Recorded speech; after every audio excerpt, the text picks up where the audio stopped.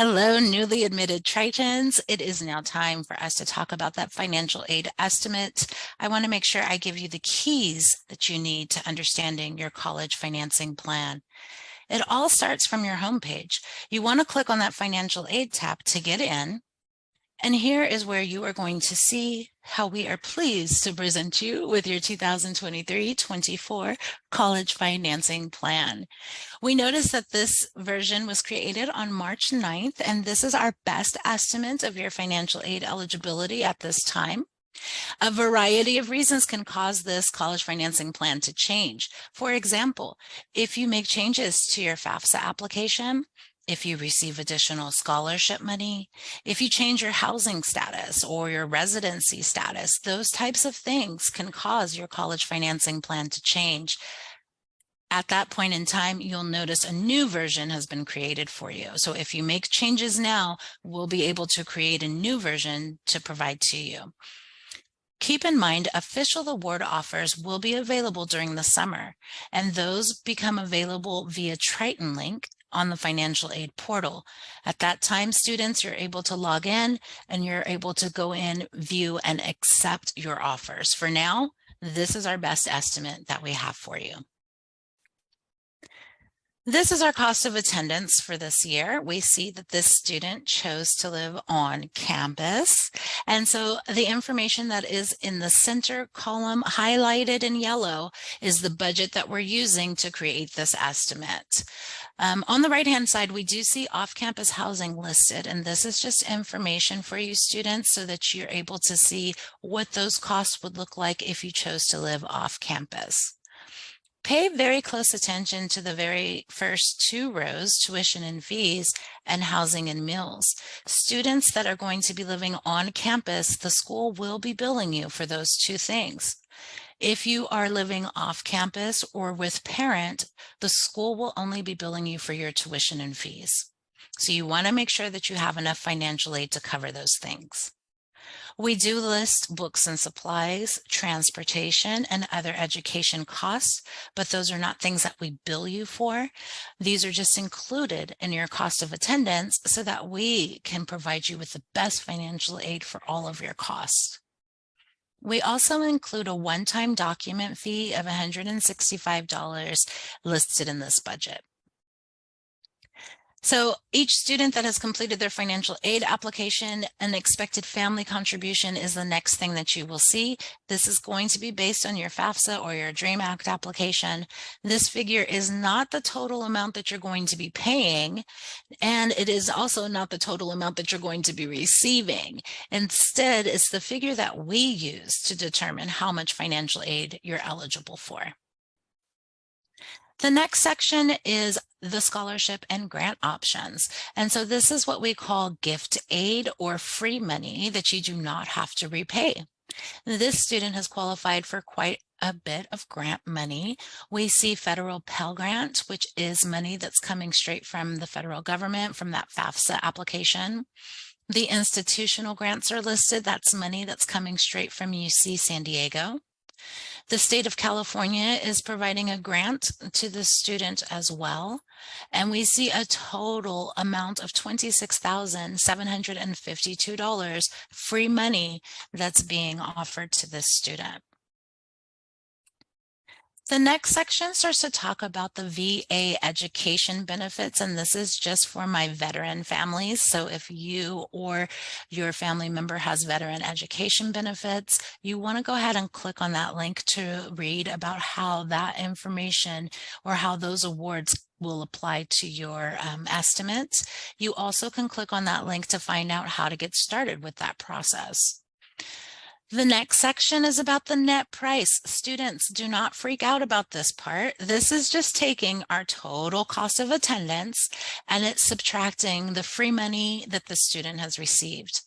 In this case, we're saying that the student has a net price of $12,683. Do not fear, because we, of course, are going to offer you options to help you cover that net price. Every student will be offered loan and work options. And so we see this student has been offered a subsidized loan, an unsubsidized loan, and a Parent Plus loan. The subsidized loan is going to have an interest rate at 4.99%. This is the interest that will kick in 6 months after the student is done with school. Students will also start making payments on the student loan 6 months after they are done with school. Student is also being offered an unsubsidized loan.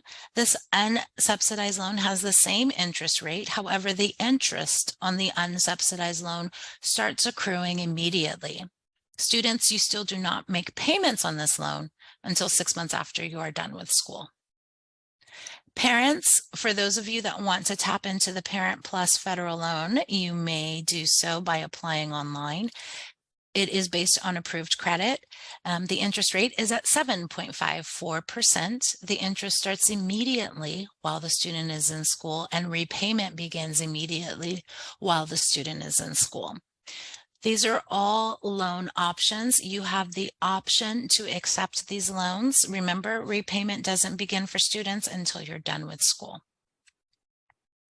We also see the student has been offered work study options. The student is given the opportunity to work on or off campus and earn up to $2,400 during the school year.